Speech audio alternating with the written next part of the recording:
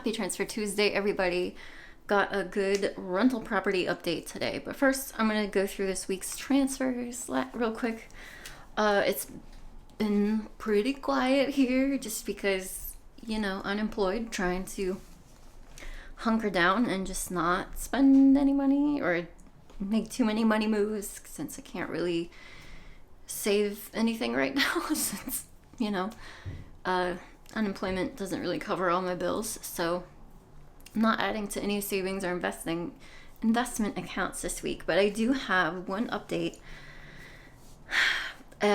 Carol, you are such a sweet person. Back on the 14th, Carol sent me $100 through Venmo, and she said, a little gift. You are exploring your values and core beliefs and doing exactly what you should be doing in these circumstances. And she's referring to last week where I updated you guys that I had a job interview, but it was like a really not livable salary, particularly in this area with a single income household. Like it just wouldn't work for me. So I haven't heard back yet from them. They said it would be like maybe early this week, but we'll see. Whatever, I'm not worried about it. But yeah, rental property. So the previous tenant was in there for 2 years plus 1 month. She moved out at the end of January, and I finally on Friday received like the rent ready quote to get it ready for the next tenant and assess all the damages and see where we were at basically. Oh my god, the first quote I got back was like almost $6,000 to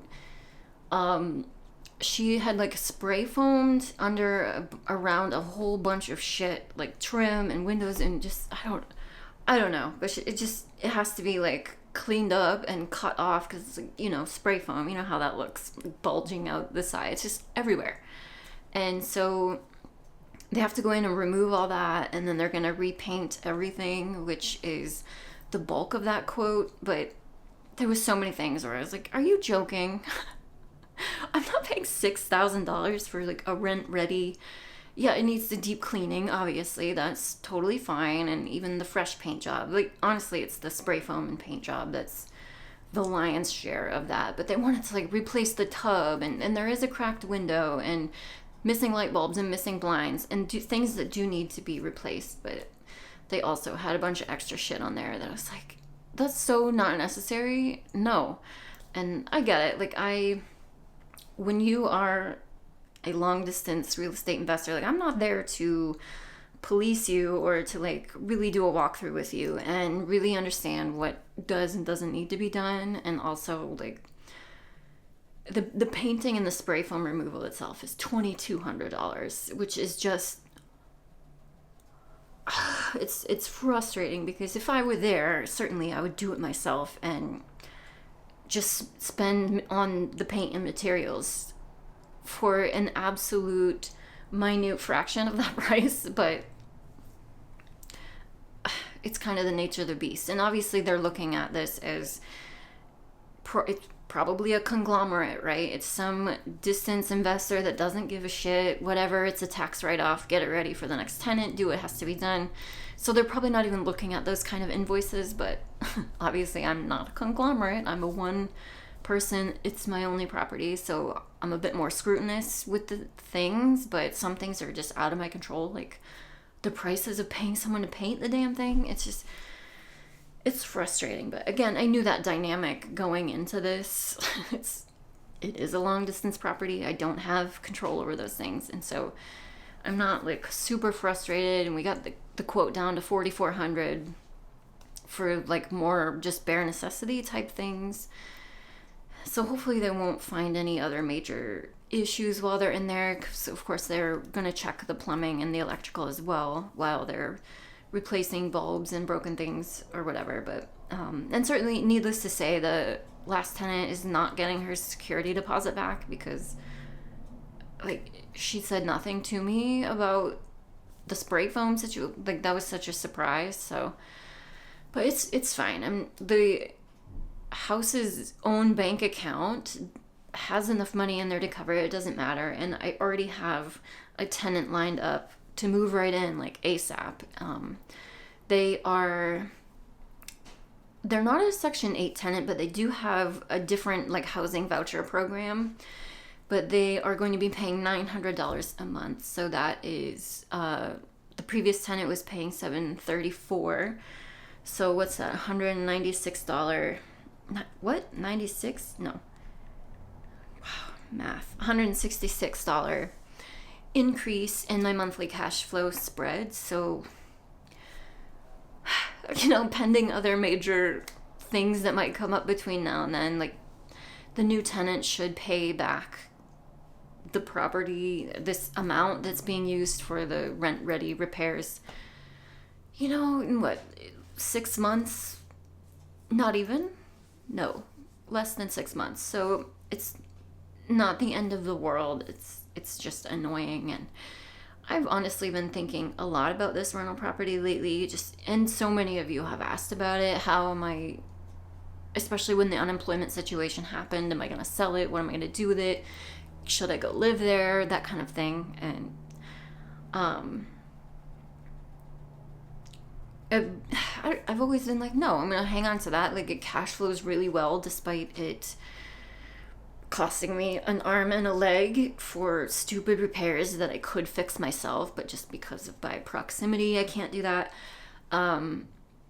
It still has seen wonderful equity growth since I bought it and increasing rent demand, like rent prices. So I 100% never regret that decision. I learned so much doing that and like ripped the band-aid of real estate investing for me. Such a big learning process, and it still is, of course, ongoing. But it is still somewhat of a headache. And so I'm gonna ride out this like repairs and get the new tenant in there and settled situation and get myself hopefully situated into a new job whenever that comes. Hopefully soon. And then maybe like reassess the rental property, just because these big hit items are kind of annoying. Like in 2023, this past summer, I replaced the whole HVAC unit, which is like extra confusing of the spray foam situation, but it's just I don't know. I mean, it has been great for like hands-off landlording and being able to have a different income source other than just my W-2, since obviously that's not safe either. But one day at a time, but it does certainly have the wheels turning. And at the end of the day, it's fine. Like in equity growth alone, like the value of the house has doubled since I bought it. So that's always like a good thing to have in my back pocket, to maybe put towards a different piece of real estate someday. So I don't know. But anyway, that's an update on the rental property. A bunch of you have been asking. So that's where we're at. We're paying a vital organ price to get it fixed. Yeah, I shouldn't say that. That's rude. But we're paying quite a bit to get it fixed and ready for the next tenant. But however, they're like amped to get in there. And even my friggin' rental broker, I don't know what he was thinking, but he's been like antsy to get someone in there, which I appreciate. But he showed this to this other couple last week or the end of the week before that, I can't remember, but they were like, oh, we want this place. Like, if she can just clean it and get it, the spray foam, like, we'll take it. So he's been hounding me about it, and I'm like, dude, I haven't even got the quote to repair it yet. Like, can we pump the brakes? I don't know when it's going to be ready. And Friday, I texted him because he bugged me again, and I was like, dude, I just got the repair quote today. I don't know when it'll be ready. So I don't know how long the tenants want to wait around for a new place. Like, if they have to get out immediately, this is not an option for them. So maybe we'll have to find someone else. And he didn't reply to me. And then yesterday, so on Monday, I get a phone call from him. He's like, yeah, they gave notice at their last place, so they have 10 days to move out. And I'm like, what? I don't know if the repairs will be done. And he was like, oh, well, like, they were fine with it how it is. Like, what? What? Oh my god. And you guys know I've had issues with this rental property management team before. And so I'm just like, here we go again. Which, it's not on me this time, luckily. Like, if it's not ready in 10 days and they have to be out, I don't know what do you want me to do about that? Like, that's on the broker for telling them it was a go.